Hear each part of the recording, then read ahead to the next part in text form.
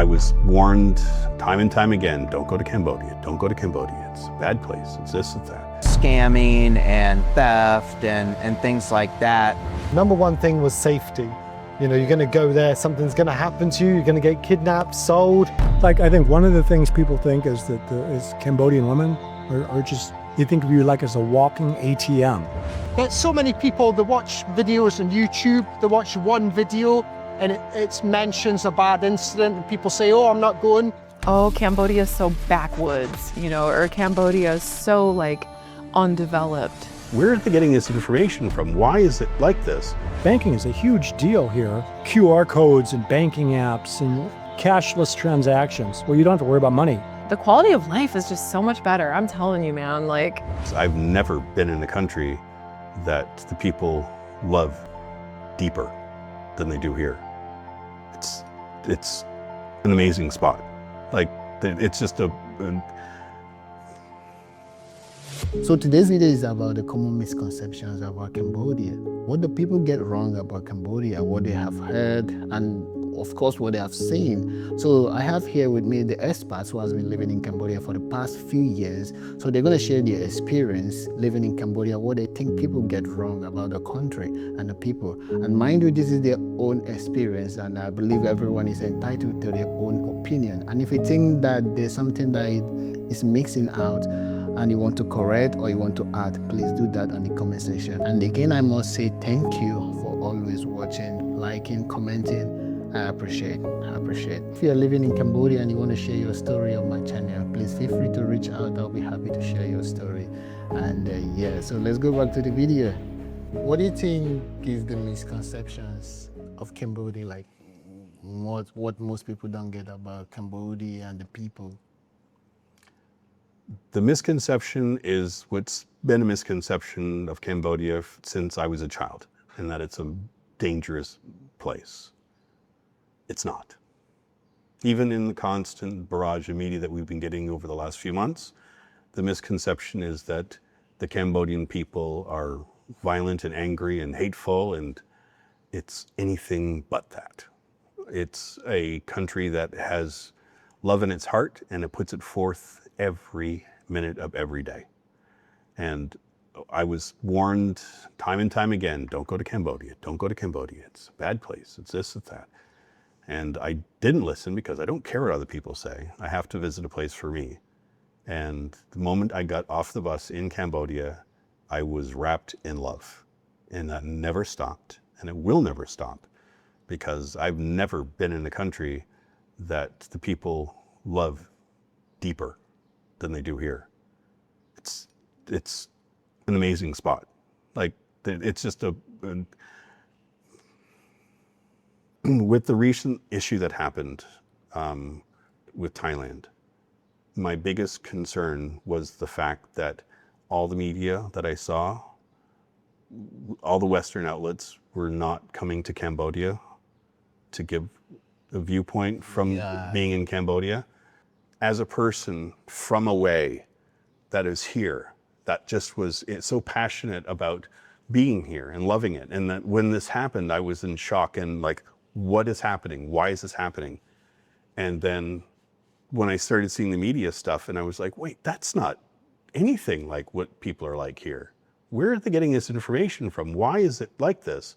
And I would see, you know, stationed in, and there'd be all these places anywhere other than Cambodia. I'm like, well, if you're going to get your information from a source that's not on the ground, why? And so what I was very thankful for was the amount of Cambodian people here and away that started to blow up social media with like, whoa, this is how it is. This is the Khmer people. And so I learned exponentially more about the people in Cambodia and the history of the Khmer people during the last few months than I ever did before. I think the biggest misconception about Cambodia has always been the fact that it's a violent place. With the Khmer Rouge and, you know, all the wars that have been here, and even the current situation happening, it's always been a lot of history of it. Violence absolutely happened here. But that doesn't make it who they are today. I'm assuming coming back here in the 70s would not be the same experience you would have today.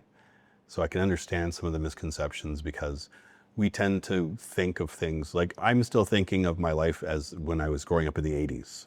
So we have a hard time thinking of things progressing when we're not there. So as a person that is now in Cambodia, I can honestly say that this is probably one of the safest places I've ever been, and the most comfortable I've ever been living. I can go out any time of day, walk around and not feel uncomfortable. In Siem Reap especially, in Kampot, I've never found an issue. Even when I was just in Phnom Penh, I walked all over the place there, and I didn't feel anything untoward. Mind you, the only time I ever feel like the heebie-jeebies here is other white people. They freak me out, because there'll be, I've seen a couple of, like, you know, people that are homeless, like, or look homeless, that are you know, from away. And they freak me out more than anything else. And I'm like, how did that happen to you here? What happened in your life that you're living that here? But no. Cambodia is one of the best places I've ever been. I've been to a lot of countries. Common misconceptions, I think, is that, oh, Cambodia is so backwoods, you know, or Cambodia is so like undeveloped, or Cambodia doesn't know what to do about their trash problem, or Cambodia doesn't have this right. That's coming from a very ethnocentric, egocentric vantage. Whereas, you know, in some ways, like, consider the bum gun once again, like, other people would be like, oh, that's like rudimentary, that's like backwoods. Or even methods that they have in India where you have the bucket, right? And you're washing your nether regions with the bucket. I lived in Thailand for a month where I took showers with a bucket every day. How is that different than using a shower? I'm confused, okay? Because you're still hygienic, so I think there's this misconception that people are like somehow not clean or the food isn't sanitary. But I've noticed when I go to the United States, I gain weight, but I'm not eating more. What's happening? You know, so I think that there's more additives, there's more ingredients, there's something different about the food there that's not as clean. It's not as close to the earth. And I feel like in Cambodia, there's this misconception about like this like backwoods mentality, or like back in time. Oh, Cambodia is so back in time. And there is some truth to that, because it's still a developing country, and I understand that. But the quality of life is just so much better. I'm telling you, man, like, you know, you can have your beautiful, fresh, clean food that's not disruptive to your digestive system for like $5 a meal, man, you know? Yeah. And if you want accessibility to clean, gorgeous food in the United States, it's no less than $20 to $30 for a meal. And here, I just feel like people naturally, from the heat or whatever, they balance out in like health and weight and food, as long as you're kind of paying attention to the right things. But I think probably one thing is how relationships work here, right? Like, I think one of the things people think is that is Cambodian women are just, you think of you like as a walking ATM, right? And there are what one of my friends call transactional relationships, where you kind of rent a woman, right? You give her $200 a month, and she kind of takes care of you a bit. So I never wanted that. So I think people see certain scenes of life here, like the bar scene, and they think all Cambodian women are going to be like what I see in these hostess bars. Not the case, right? Because it's not the case.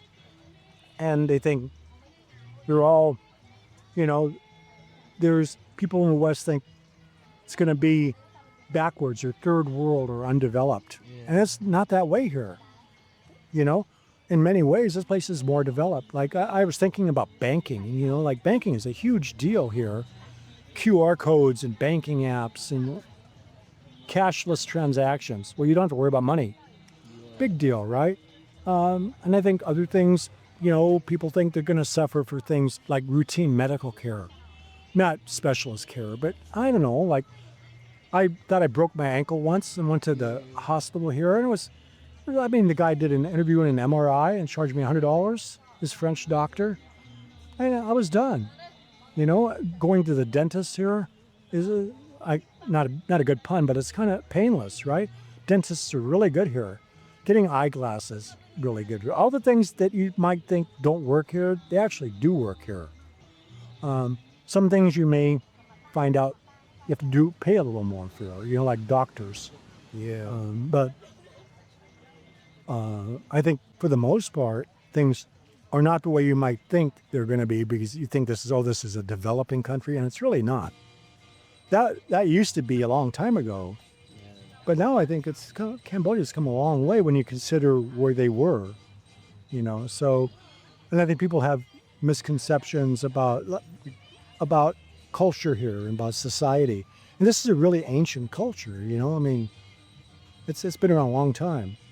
So I think people don't understand that Cambodian people, their history is like the Khmer Empire is huge, and they just don't appreciate that it was been around a long time.